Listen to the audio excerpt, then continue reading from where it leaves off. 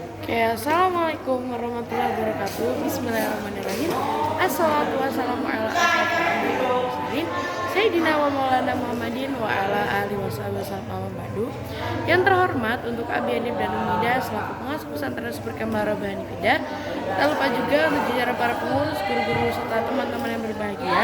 Perkenalkan, nama saya Hadina Aulia Fitri Ahyar dari kelas 9 MTS Al-Quran Robbani Fida.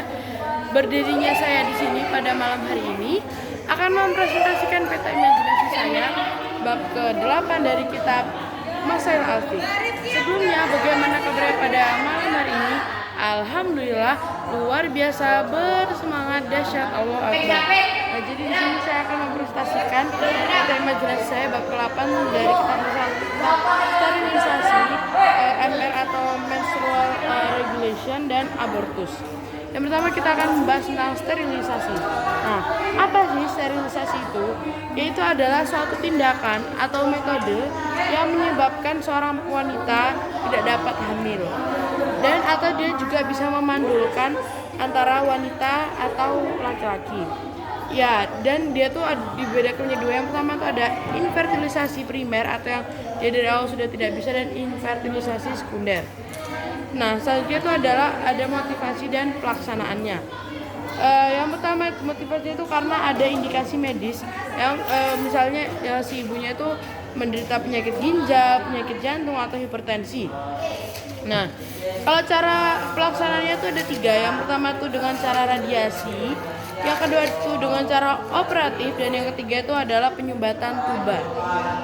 Nah, hukumnya sendiri baik dalam Islam itu baik yang aman atau yang beresiko itu dilarang dalam Islam, karena dibolehkan misalnya hanya untuk beberapa waktu saja, misalnya dengan masa KB atau menggunakan pengaman seperti itu baru boleh. Atau misalnya dalam keadaan darurat yang tadi misalnya kayak tadi si ibunya tuh punya indikasi medis, jadi dia harus disterilisasi, itu baru boleh.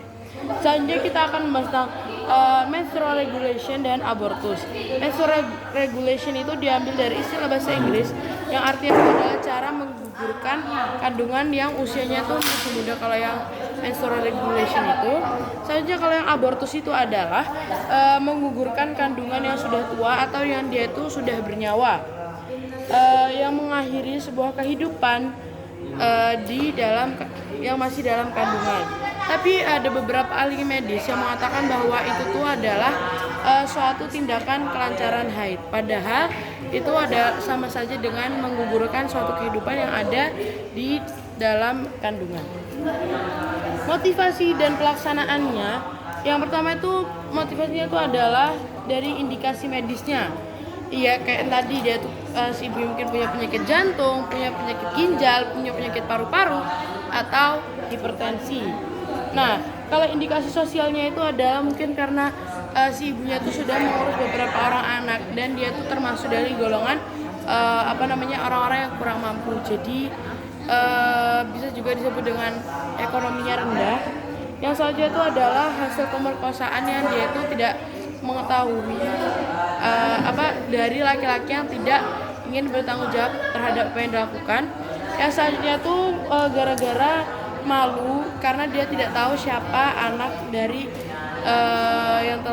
siapa ayah dari anak yang telah dikandungnya. Hukumnya sendiri dia itu dalam Islam kan boleh mencegah kehamilan, tapi dengan cara misalnya dia itu menggunakan KB seperti itu. Nah, tidak boleh menggugurkan kandungan karena itu tuh adalah suatu tindakan kriminal dan mencegah terjadinya suatu kehidupan di kemudian hari. Kecuali misalnya ada keadaan darurat yang menyebabkan janin yang ada di dalam kandungan tuh harus digugurkan karena agar menyelamatkan si ibunya. Kan kalau misalnya ada pilihan ya, menyelamatkan ibu atau anak, lebih baik menyelamatkan ibu, karena belum tentu kalau misalnya menyelamatkan anak nanti si anaknya tuh bisa menjadi lebih baik atau anaknya bakalan hidup, maksudnya baru lahir tuh pasti bakalan hidup. Karena kan kalau misalnya menyelamatkan ibunya, bisa saja nanti ibunya punya anak lagi. Oke, mungkin cukup sekian presentasi saya pada malam hari ini. Apabila ada salah kata atau penjelasan yang kurang, mohon maaf karena saya juga masih dalam tahap belajar. Semoga bermanfaat buat kita semua. Wabillahi taufiq wal hidayah wal inayah. Assalamualaikum warahmatullahi wabarakatuh.